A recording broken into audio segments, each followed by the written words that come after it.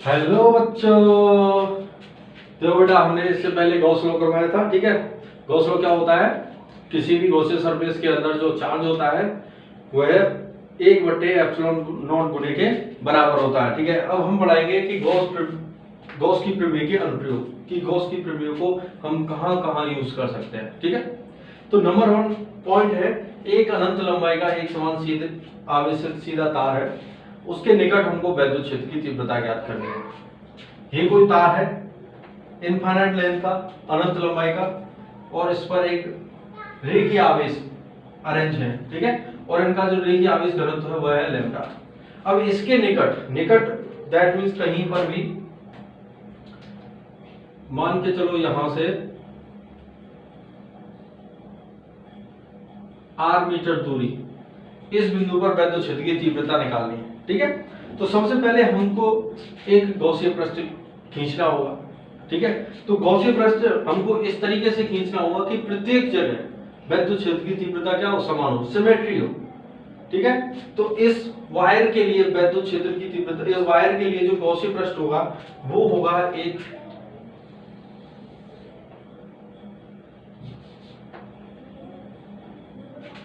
एक cylindrical shape होगी उसकी,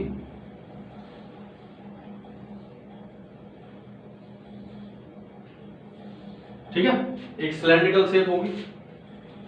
अब इस इनफाइनाइट लेंथ से जो इलेक्ट्रिक फील्ड जा रहा है वो इस डायरेक्शन में जा रहा है, electric field,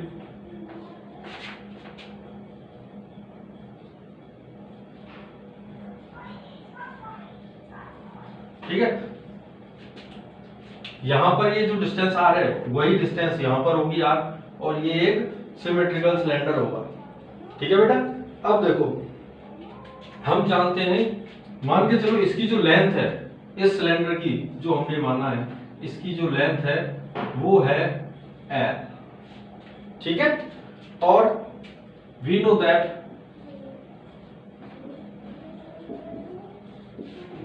lambda is equal to होता है q upon l, lambda is equal to q upon l, that means q is equal to निकालेंगे तो लैम्डा है।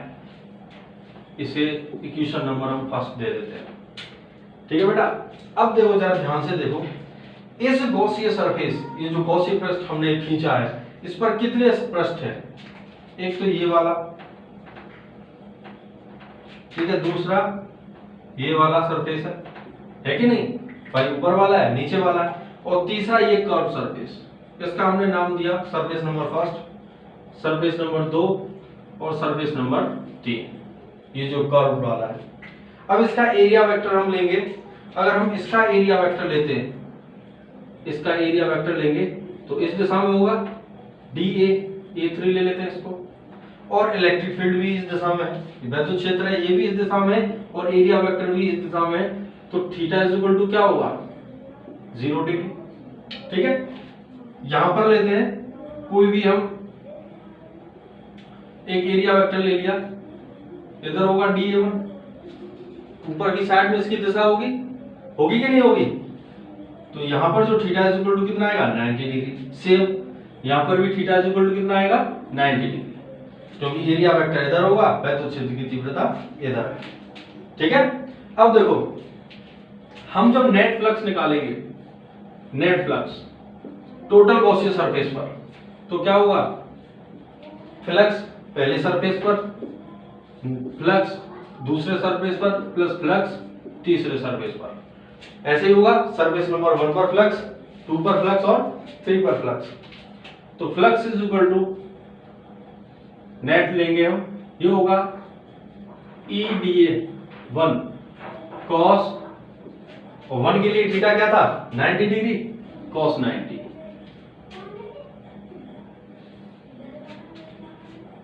F2 के लिए लेंगे, phi2 के लिए EdA2 cos, और 2 के लिए भी कितना है, 90 डिग्री, ठीक है बेटा। और सेम इसके लिए लेंगे हम EdA3 cos, और 3 के लिए कितना है, कर्व सरफेस के लिए 0 डिग्री, ठीक है। देखने दो एक बार कैमरे में दिख रहा है कि नहीं, ठीक है दिख रहा है, गुड। ठीक है। अब cos 90 इज इक्वल टू क्या होता है 0, तो ये टर्म्स और ये टर्म्स क्या हो जाएंगे 0। तो हमको फाई नेट जो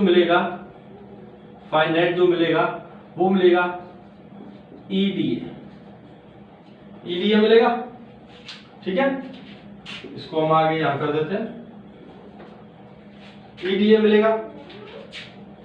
तो phi net E that is constant होगा, ई कांस्टेंट होगा, और इसका हम करेंगे डीए क्लोज सरफेस। ठीक है, यहां पर क्लोज सरफेस इंटीग्रल होगा क्लोज सरफेस का, ये साइन लगा लेते हैं। ठीक है बेटा, ये जो गोला खड़ा है, गोला जो हमने लगाया है, ये क्या है क्लोज सरफेस का समाकलन, बंद पृष्ठ का समाकलन, ये चिन्ह होता है इसका।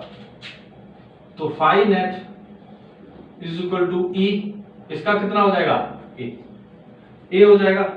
हम A3 ले रहे थे यहां, ठीक है, तो 3 भी लिख लेते हैं, 3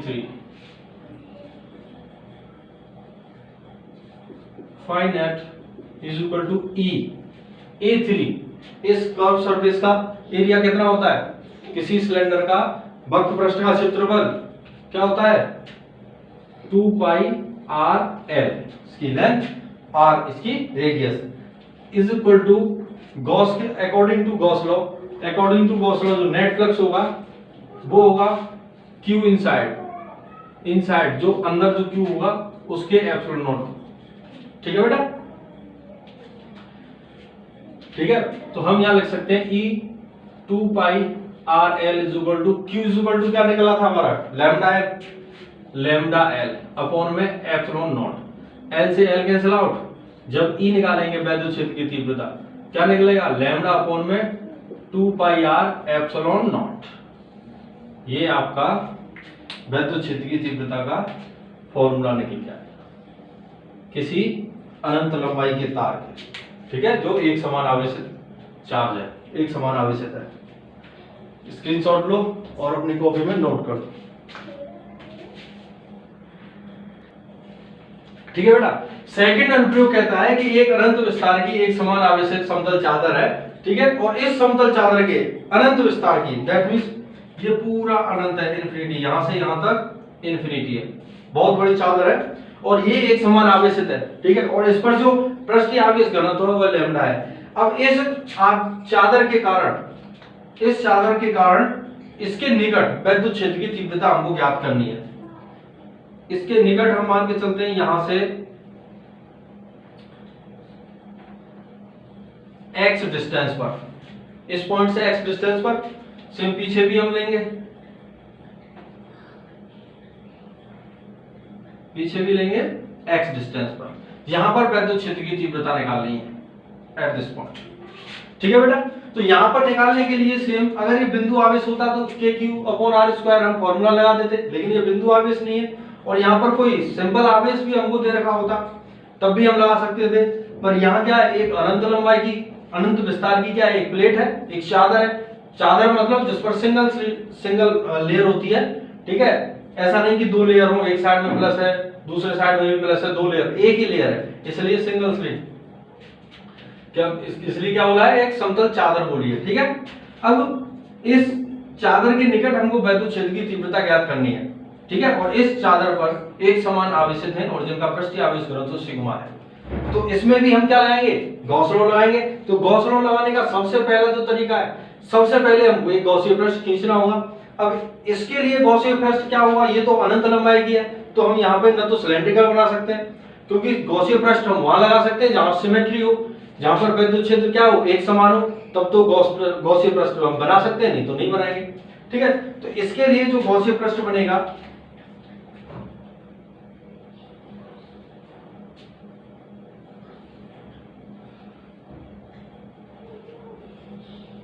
इसके लिए जो गॉसीय पृष्ठ हम बनाएंगे वो भी कैसा होगा, एक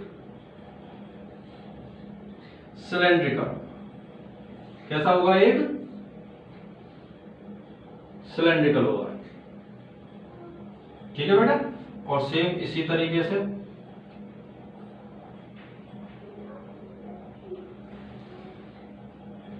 यहां से होती है। ठीक है, अब देखो, अब इस पर जब हम वैद्युत क्षेत्र निकालेंगे। वैद्युत क्षेत्र की दिशा कैसी होगी? इन दिस डायरेक्शन, सेम इस डायरेक्शन में होगी वैद्युत क्षेत्र की दिशा, होगी नहीं होगी? अब इस पर जो पृष्ठ हुए हैं, पृष्ठ एक तो ये वाला पृष्ठ है, एक ये वाला पृष्ठ है, और एक इसका ये कर्व सरफेस मान लेते हैं पूरा वक्र पृष्ठ। तो इसको मान लेते हैं S1, इसको S2 और इसको S3 क्षेत्रफल है, ठीक है। सॉरी ये पृष्ठ है, पृष्ठ हमने मान लिए S1 S2 और S3। ये इस वाले का क्षेत्र, इधर वाले का पृष्ठ। जैसे मान के चलो ये एक सिलेंडर है, तो एक पृष्ठ ये हो गया, एक ये हो गया, और एक इसका पूरा वक्र पृष्ठ हो गया, ठीक है। अब यहां पर देखेंगे, मान के चलो यहां पर जब हम एरिया वेक्टर निकालेंगे तो dA1 इस दिशा में इसका एरिया वेक्टर निकलेगा, और इसी डायरेक्शन में क्या है वैद्युत क्षेत्र की तीव्रता, तो थीटा इज इक्वल टू क्या निकलेगा 0 डिग्री। सेम यहां पर जब निकालेंगे तो इस साइड में भाई वैद्युत क्षेत्र भी इधर, एरिया वेक्टर भी इधर, तो theta is equal to 0 degree. S3 के लिए निकालेंगे, S3 के लिए निकालेंगे तो भाई वैद्युत क्षेत्र की तीव्रता क्या है इस डायरेक्शन में, एरिया वेक्टर ऊपर होगा, तो थीटा इज इक्वल टू क्या आएगा 90 डिग्री, ठीक है। आएगा नहीं आएगा? अब देखो इसको इसे हम सॉल्व करते हैं। सबसे पहले सिग्मा इज इक्वल टू क्या होगा Q upon A, sigma is equal to Q upon A, Q is equal to sigma A। समीकरण नंबर फर्स्ट ये मान लेते हैं according to Gauss law, according to Gauss law. Gauss law क्या कहता है कि नेट पाई phi1 phi2 प्लस phi3 तीनों सरफेस की वजह से टोटल फ्लक्स होगा। तो फाई नेट जो होगा phi1 क्या है E dA1 और cos theta is equal to क्या होगा 0 degree, plus phi2 E dA2 cos इसका भी क्या होगा 0 डिग्री, इधर भी 0 है, E dA3 cos 90 डिग्री, तीन के लिए क्या होगा 90 डिग्री। तो ये टर्म्स तो क्या हो जाएगा 0, क्या बचेगा ये टर्म्स, तो E is equal to EDA plus EDA2, E बार आ जाएगा EA1 और ये हो जाएगा EA2। अब यहां देखो A1 और A2 क्या है, दोनों बराबर है भाई, ये सिलेंडर है, ये सरफेस और ये सरफेस क्या होंगे बराबर होंगे, तो हम कह सकते हैं A1 यहां लगा देंगे, ठीक है। सॉरी EA प्लस EA, तो फाई इज इक्वल टू क्या हो जाएगा 2EA, phi is equal to क्या हो जाएगा 2EA, यहां कर लेते हैं, ठीक है बेटा। अब देखो Gauss law, according to Gauss law total flux किसके बराबर होता है Q अपॉन एप्सिलॉन नॉट, यहां पर भी हम लगा देंगे Q अपॉन एप्सिलॉन नॉट बराबर Q upon epsilon not, Q upon epsilon not, ठीक है भाई। गॉस लॉ ये तो कहती है कि टोटल फ्लक्स Q के 1/एप्सिलॉन नॉट होने के बराबर होता है, ठीक है। अब इसे आगे सॉल्व करेंगे तो Q upon epsilon naught is equal to होगा 2EA, 2EA होगा। Q इज इक्वल टू यहां से वैल्यू पुट करेंगे, Q इज इक्वल टू क्या है sigma A upon epsilon naught है, epsilon naught is equal to